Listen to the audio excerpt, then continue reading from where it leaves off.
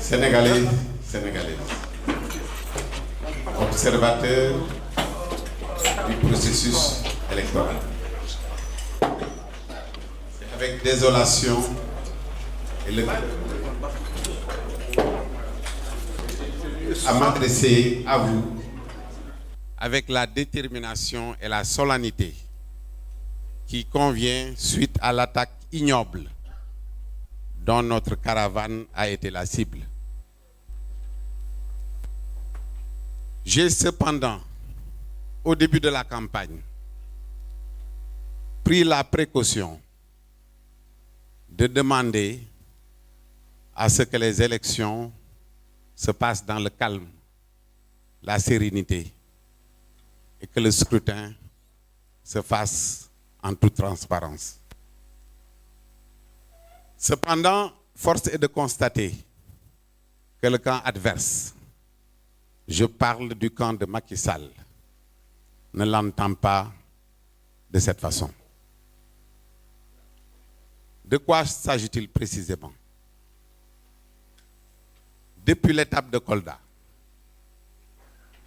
j'ai été empêché avec mon cortège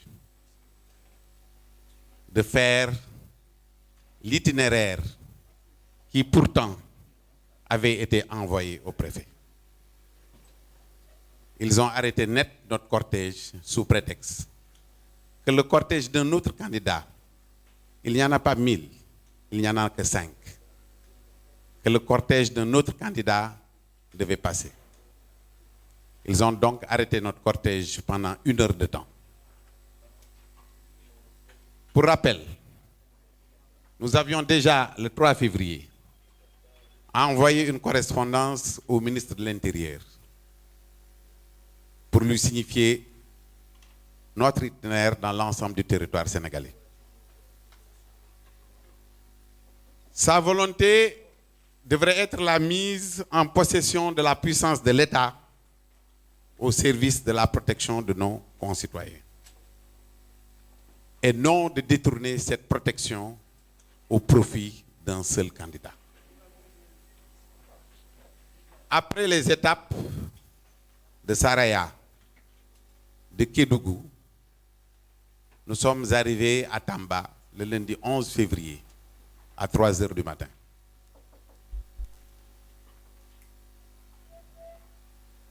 Quand nous nous sommes réveillés, nous avons entendu par la presse qu'il y avait des altercations dans un quartier où logeait une partie de notre convoi composé essentiellement de nos militants et de vaillants journalistes qui nous accompagnaient. Ces altercations ont causé la perte d'une vie humaine.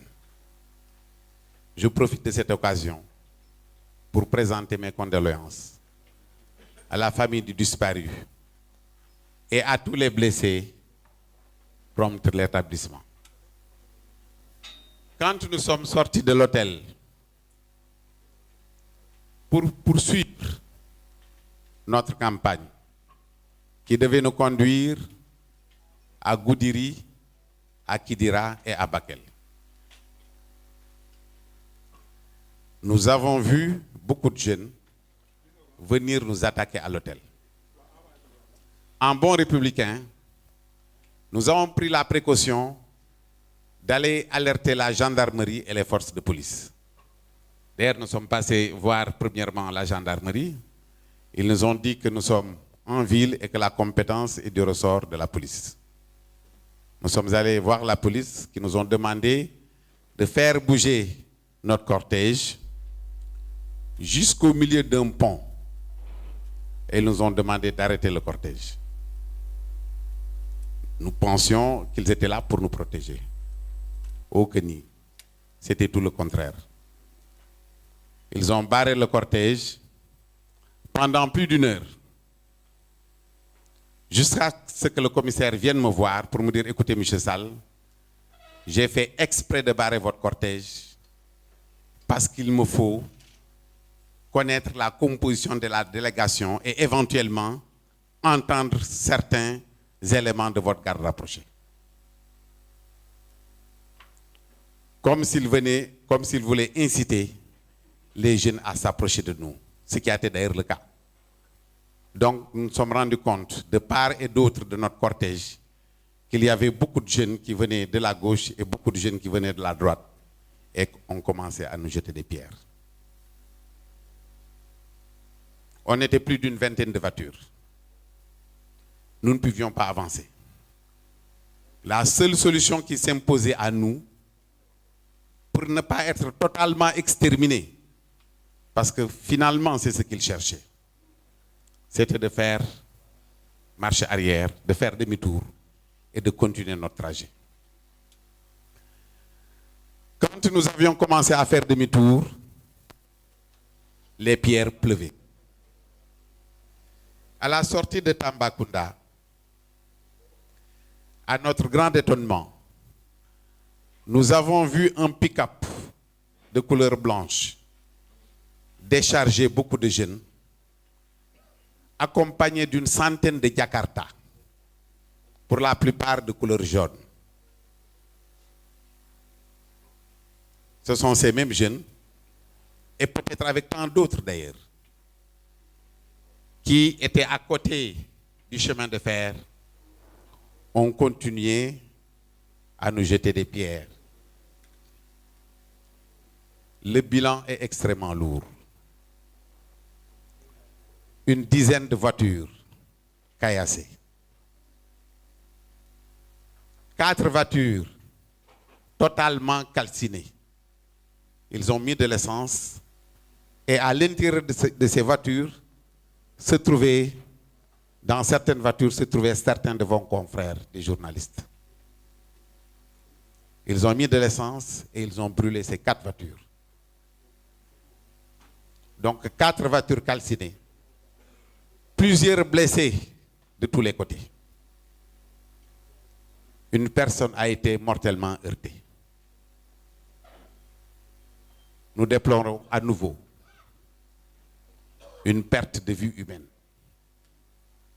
Nous présentons donc nos sincères condoléances à la famille du disparu et aux blessés, agents de sécurité, journalistes, membres du cortège. Bon rétablissement. Je profite de cette occasion pour dire que n'eût été la bravoure de nos agents de sécurité, nous serions tous morts. Ils ont été extrêmement braves au risque de leur vie. Nous n'avions aucune protection. Tout au contraire, nous avions senti dans cette affaire une complicité du commissaire de police de la commune de Tambacounda. Nous n'avions aucune protection, n'est-ce pas, des forces de l'ordre. Nous avons donc continué notre petit bonhomme de chemin sur Goudiri et Kidira. C'est quand nous sommes arrivés à Goudiri que la gendarmerie a commencé à nous prendre en charge. Naturellement, si vous me suivez bien, rien à Tamba, rien au moment où tout le caillassement se faisait. Ce n'est qu'à Goudiri que la gendarmerie a commencé à nous prendre en charge. Nous avons quitté Goudiri, cap sur Kidira. À l'entrée de Kidira, quand nous partions à Kidira de Goudiri, on nous a dit la gendarmerie est à Kidira pour vous protéger. Alors quand nous sommes arrivés à l'entrée de Kidira, nous avons vu 17 véhicules de gendarmes. Naturellement remplis, 17 véhicules remplis de gendarmes, armés jusqu'aux dents. nous nous sommes dit, écoutez, c'est peut-être pas pour nous protéger qu'ils sont aussi nombreux. Mais le colonel s'est approché de moi, il m'a parlé pour me dire, écoutez, M. Sall, sur instruction du procureur, nous devons entendre votre garde rapprochée. C'était tellement simple de nous le dire depuis très longtemps. Mais nous n'avons aucun problème. Mais j'ai dit, mon colonel, pas de problème, mais ils sont là, vous pouvez les entendre. Ce qui a été fait. Je pense qu'à leur grand étonnement d'ailleurs, ils se sont rendus compte que les informations qu'ils ont dû recevoir avant de nous voir n'avaient rien à voir avec la réalité. Ils ont trouvé un cortège calme, serein, très décontracté.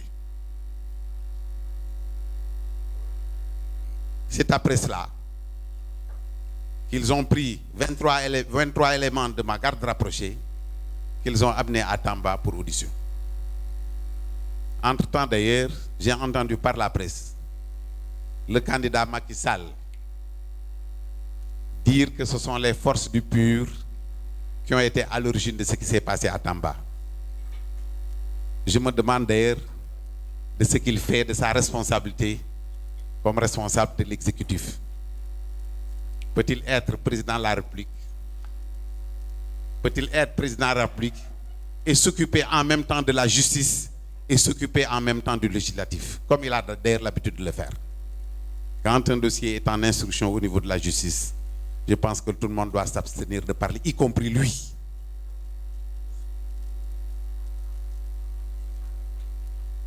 La responsabilité du ministre de l'Intérieur est engagée.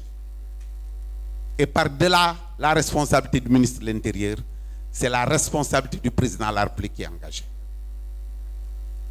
Je reviens là-dessus et je le rappelle, n'eût été nos propres forces de sécurité, certainement la protection qu'ils nous ont donnée actuellement ne servirait qu'à protéger les 3 autres candidats restants, étant entendu que naturellement le candidat du pouvoir est bougrement protégé. Je dis ne servirait à protéger que les 3 autres candidats restants, parce que moi je serais déjà parti. C'est ça la réalité.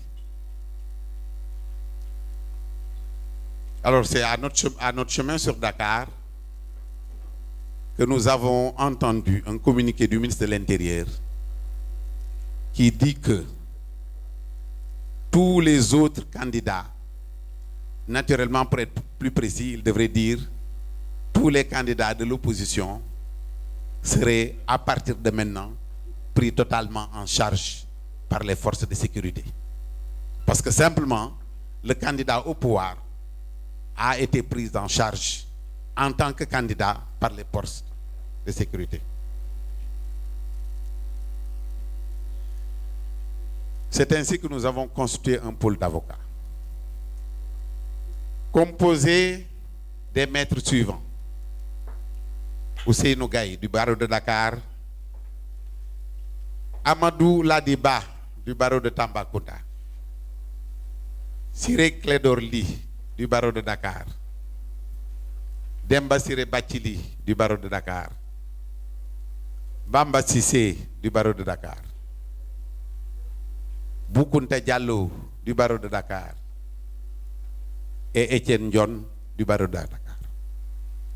Ces conseils nous serviront de prendre en charge nos camarades qui sont actuellement en audition à Tambacounda et de voir la conduite à tenir relativement à l'irresponsabilité de l'État du Sénégal, à l'irresponsabilité du ministre de l'Intérieur, à l'irresponsabilité du commissaire de police de Tambacounda et à l'irresponsabilité de toutes les personnes qui ont participé à cette odieuse affaire.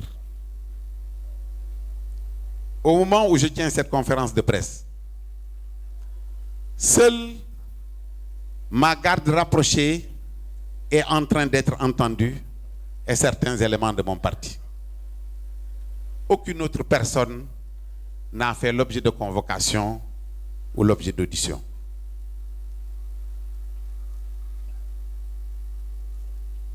Je vous disais tantôt que cette attaque n'a pas épargné les journalistes.